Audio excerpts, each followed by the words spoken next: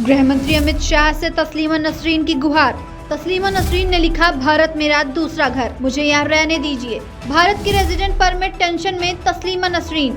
बांग्लादेशी लेखिका तस्लीमा नसरीन ने भारत को बताया महान देश। प्रसिद्ध बांग्लादेशी लेखिका तस्लीमा नसरीन ने हाल ही में सोशल मीडिया प्लेटफॉर्म एक्स पर गृह मंत्री अमित शाह से सहायता की गुहार लगाई है। उन्होंने बताया कि उनका भारतीय रेजिडेंस परमिट जुलाई में समाप्त हो गया था, लेकिन अभी तक गृह मंत्रालय द्वारा इसे रेवेन्यू नहीं किया गया है।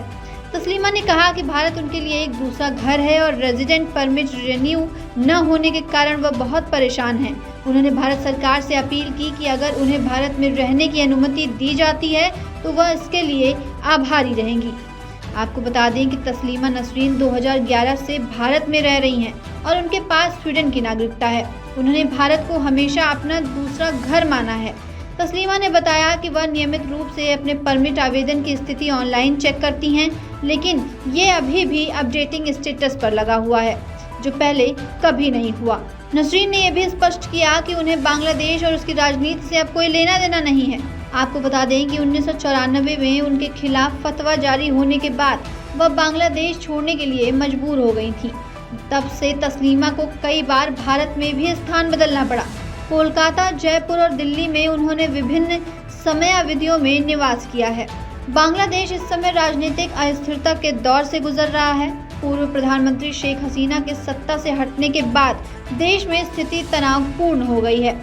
इस पृष्ठभूमि में तस्लीमा की चिंताएं और भी प्रासंगिक हो गई हैं, क्योंकि उनका भारतीय रेजिडेंस परमिट अभी तक रिन्यू नहीं हो पाया है। आपको बता दें, तस्लीमा नसरीन अक्सर अपने विवादास्पद बयानों के कारण सुर्खियों में रहती हैं। नागरिकता संशोधन कानून पर उन्होंने ऐसे सकारात्मक कदम बताया था, लेकिन ये भी कहा था कि इसमें पड़ोसी देशों में सताए गए मुसलमानों, मुक्त विचारकों और नास्तिकों को भी शामिल किया जाना चाहिए। इसके अलावा उन्होंने सरोगेसी के मुद्दे पर भी अपनी राय दी थी।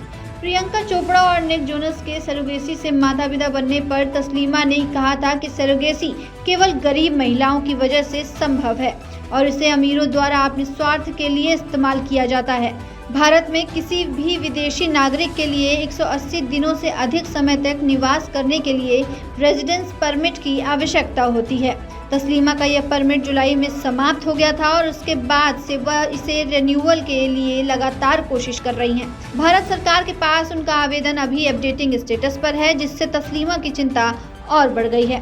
तस्लीमा नसरीन की ये अपील एक ऐसे वक्त में आई है जब उनके लिए भारत में रहना उनके जीवन और लेखन के लिए महत्वपूर्ण है। अब देखना ये होगा कि गृह मंत्रालय उनके मामले में क्या कदम उठाता है। ब्यूरो रिपोर्ट, प्रशासन प्लस।